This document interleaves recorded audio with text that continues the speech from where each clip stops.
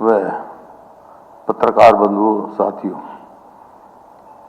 आज आचार्य जी हरियाणा विधानसभा में आए हैं और प्राकृतिक खेती के बारे में अपने विचार रखेंगे। हम सब पूरी विधानसभा की तरफ से स्पीकर साहब ने स्वागत किया है और उसमें हम भी सब आपको शामिल, हमसे अपने आप को शामिल करते हैं, अपनी पार्टी की तरफ से भी, विपक्ष की तरफ से भी, क्योंकि राज्यपाल जी का व्यक्तित्व ऐसा है।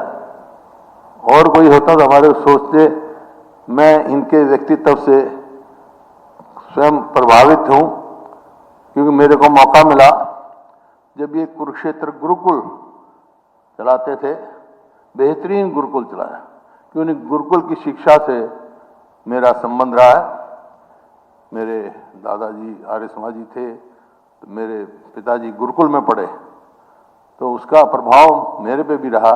तो मैं स्वयं गुरुकुलों में जाता रहा और जब कुरुक्षेत्र गया तो निश्चित तौर पे मैं कह सकता हूं, जितने उस समय के गुरुकुल थे, सबसे बढ़िया गुरुकुल आचार्य जी चलाते थे। तो इनके व्यक्तित्व से मैं प्रभावित हूँ।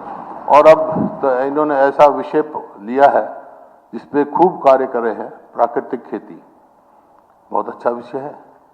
उसका कोई सिर्फ खान पान से नहीं, आपके शरीर से भी संबंध है। आज कैंसर बढ़ रहे हैं और बीमारियां बढ़ रही हैं, क्योंकि हमारी खेती में जिस प्रकार की खेत हो रहे हैं, जो अनाज हो रहे हैं, वो प्राकृतिक तौर से नहीं है। होना चाहिए प्राकृतिक, लेकिन क्योंकि हमारा कृषि प्रधान देश है और इसमें पहले तो जब देश आज़ाद हुआ, उससे पहले तो बाहर से अनाज आता था, PL 480 आता था। अमेरिका के अनाज पे हम डिपेंडेंट थे। हमारे बच्चों का, हमारे लोगों का पेट जो है भरा जाता था।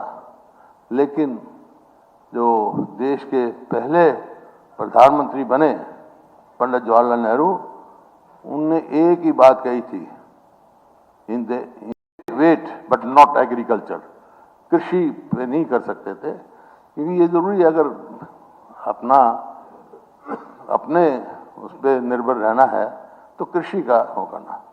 खैर, कई किस्म के रेवोल्यूशन आए, व्हाइट रेवोल्यूशन आया, ग्रीन रेवोल्यूशन आया, और ये आपकी ड्वार्फ खेती आई, चलता रहा और देश अपने आप पे निर्भर हो गया। लेकिन जैसा अब प्राकृतिक खेती की बात तो राज्यपाल जी ने कही है, ये बहुत ही अच्छी बात है, क्योंकि हम प्रकृति से बहुत दूर चले गए खेती में। नेचर से वी आर फॉर अवे।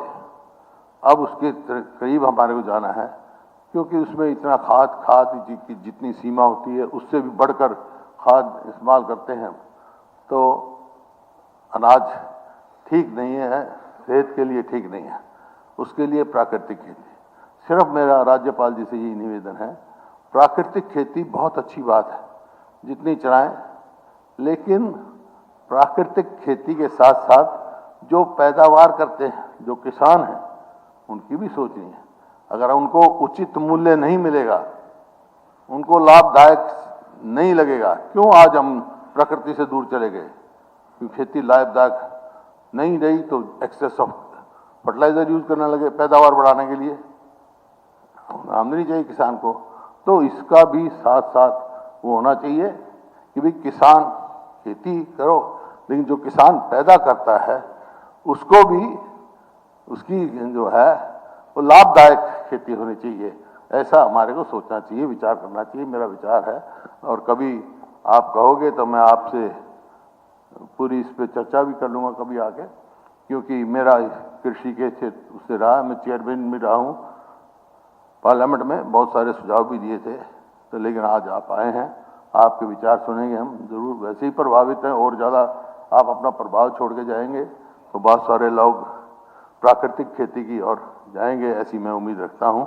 मैं फिर से आपका यहाँ विधानसभा में फिर से आपका यहाँ स्वागत करता हूँ और धन्यवाद करता हूँ कि आपने समय निकाला। बहुत बहुत धन्यवाद। जय हिंद। बहुत बहुत धन्यवाद माननीय नेता प्रतिपक्ष जी। अब मैं निवेदन करता हूं सदन के नेता और माननीय मुख्यमंत्री श्री नायब सिंह सैनी जी से।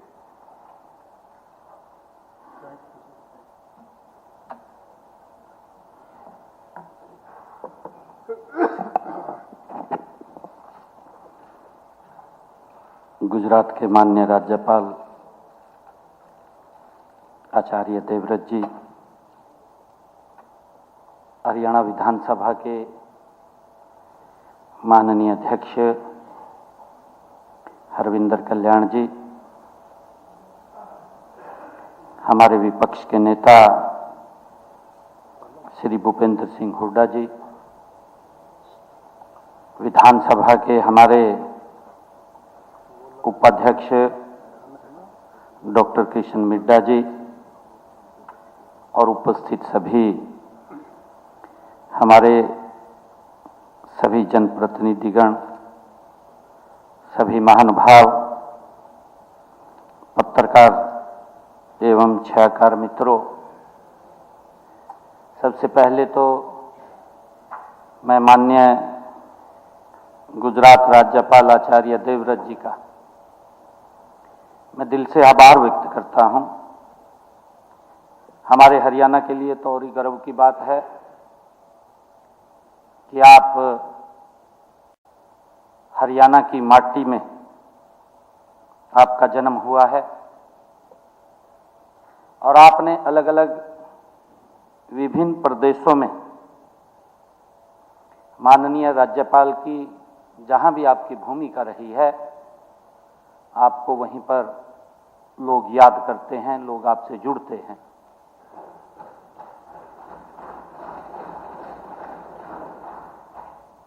मान्याचार्य देवव्रत जी, क्योंकि आप लोगों के उत्तम स्वास्थ्य और उनके दीर्घायु की आप ऐसे विषय से जुड़ करके उनको आशीर्वाद देने का आप काम कर रहे हैं। मेरे लिए तो और गर्व की बात है कि आप मेरे जिला से हैं। आपका मुझे बहुत बार बातचीत करने का अवसर भी मिला है और आपने इस क्षेत्र के अंदर भी प्राकृतिक खेती को लेकर के एक अभियान भी और वहां पर किसानों को स्किल करने के लिए एक सेंटर भी आपने चलाया हुआ है। माननीय राज्यपाल महोदय, आप भारतीय संस्कृति, नैतिक मूल्यों और प्राकृतिक जीवन शैली के आप सशक्त प्रेरणा स्रोत हैं। आपने अपने जीवन को समाज सेवा, शिक्षा और विशेष रूप से प्राकृतिक खेती के प्रसार के लिए आपने अपने जीवन को समर्पित किया है। माननीय राज्यपाल महोदय, मैंने कहा है कि आप इस माटी में बले पड़े हैं। आप बखूबी बहुत नजदीक से जानते हैं कि हरियाणा एक कृषि प्रधान प्रदेश है और आपके द्वारा प्रोत्साहित प्राकृतिक खेती का मॉडल हमारे किसानों के लिए एक नई दिशा प्रस्तुत करता है। आपके प्रयासों से हम सब जानते हैं कि गुरुकुल कुरुक्षेत्र में 180 एकड़ भूमि में बना प्राकृतिक कृषि फार्म हरियाणा के किसानों के लिए प्राकृतिक खेती का एक अनूठा उदाहरण आपने प्रस्तुत किया है। इस फार्म में आप न कोई कीटनाशक डालते हैं और न ही कोई रासायनिक खाद डालते हैं। केवल गाय के गोबर और गौमूत्र से तैयार जीवामृत, घनामृत और बीजामृत का ही आप प्रयोग करते हैं। माननीय राज्यपाल महोदय, खेती की है पद्धति अल्प बजट पर भी आधारित है, जो आप मार्गदर्शन कर रहे हैं। किसान का खर्चा भी कम होता है और उसकी आय भी वो फर्क नहीं पड़ता।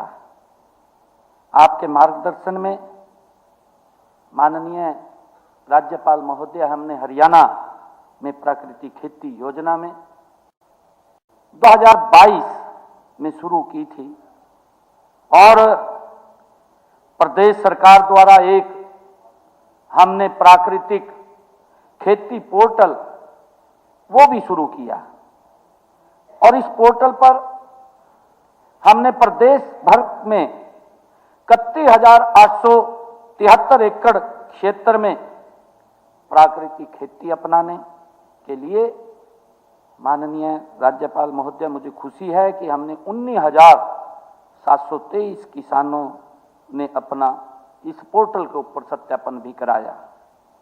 अब तक 12,000 से अधिक किसानों को प्राकृतिक खेती का प्रशिक्षण भी दिया गया है।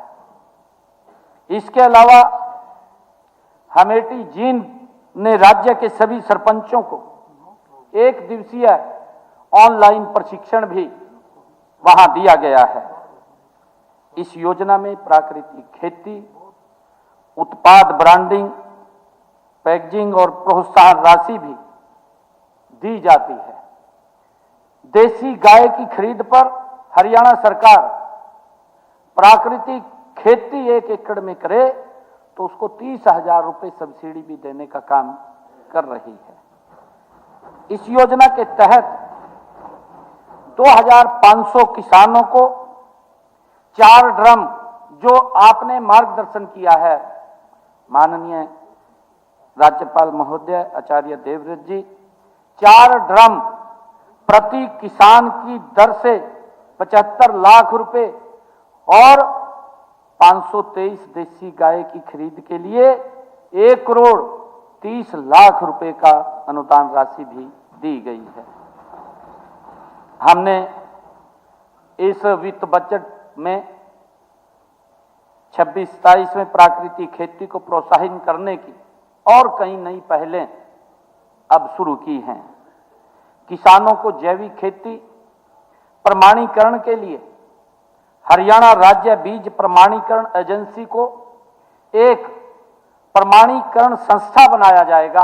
हमने इस बजट के अंदर माननीय राज्यपाल महोदय इसकी घोषणा की है और एपीडैक से प्रमाणित किसानों को अगले 5 वर्षों तक 10,000 रुपये प्रति एकड़ अनुदान भी दिया जाएगा, क्योंकि आपने जो मार्गदर्शन किया है हम उसको आगे बढ़ा रहे हैं। माननीय राज्यपाल महोदय, आज आप हम सब का मार्गदर्शन करने के लिए यहां पर पधारे हैं, क्योंकि हम सब जनप्रतिनिधि हैं। जैसा माननीय विधानसभा अध्यक्ष महोदय ने कहा है कि हमारे जनप्रतिनिधि के ऊपर हमारे लोग विश्वास करते हैं, वो कुछ अगर बोलते हैं। मेरा आग्रह है कि कई मुद्दे ऐसे होते हैं, वो मुद्दे ऐसे होते हैं जो राजनीतिक दल से ऊपर उठ करके होते हैं और हम सब के साझे होते हैं।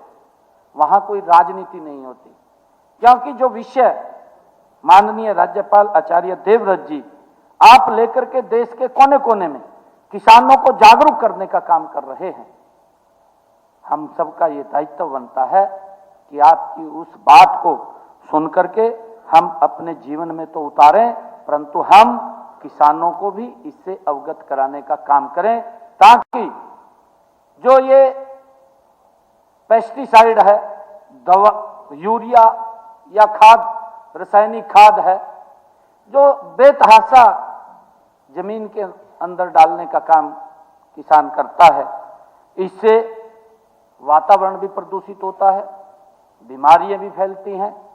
आप एक तीर से कई निशाने लगाने का काम माननीय राज्यपाल महोदय आप कर रहे हैं, क्योंकि लोगों के जीवन को भी आप स्वस्थ करने का काम कर रहे हैं। और जो वायु में पोल्यूशन होता है और उस पोल्यूशन से कई बीमारियां व्यक्ति को घेर लेती हैं, उन बीमारियों को भी आप वायु पोल्यूशन को भी ठीक करने का आप काम कर रहे हैं। आप आज यहाँ हरियाणा की विधानसभा में आपका मार्गदर्शन हम सबको मिलेगा। आप यहाँ आए हैं, मैं आपका यहाँ पर सदन के नेता होने के नाते आपका स्वागत करता हूँ, आपका अभिनंदन करता हूँ और आपका बहुत बहुत धन्यवाद भी करता हूँ कि आपने यहाँ आकर के हम सब का मार्गदर्शन करने की जो कृपा की है।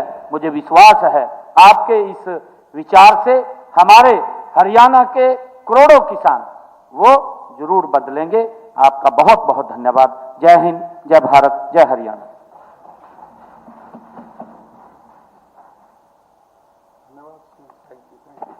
बहुत बहुत धन्यवाद माननीय मुख्यमंत्री जी। अब हम कार्यक्रम के चरम पर पहुंचते हुए उस व्यक्तित्व की तरफ आगे बढ़ते हैं जिनके लिए प्रकृति कोई विषय नहीं, एक साधना है, एक जीवन है।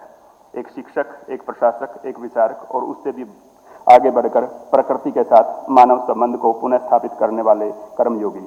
45 वर्षों का शैक्षणिक और प्रशासनिक अनुभव, हिमाचल प्रदेश के राज्यपाल के रूप में उल्लेखनीय कार्य और वर्तमान में प्राकृतिक खेती पर जन आंदोलन के प्रणेता।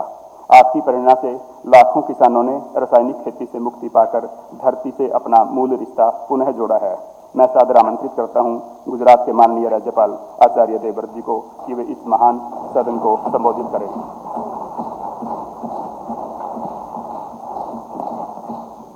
सबको सादर प्रणाम। हरियाणा विधानसभा के इस गौरवशाली सदन में उपस्थित सदन नेता और हरियाणा के माननीय मुख्यमंत्री आदरणीय श्री नायब सिंह सैनी जी, हरियाणा विधानसभा के अध्यक्ष आदरणीय श्री हरविंदर कल्याण जी, हरियाणा विधानसभा नेता विपक्ष आदरणीय चौधरी भूपेंद्र सिंह हुड्डा जी, हरियाणा विधानसभा के उपाध्यक्ष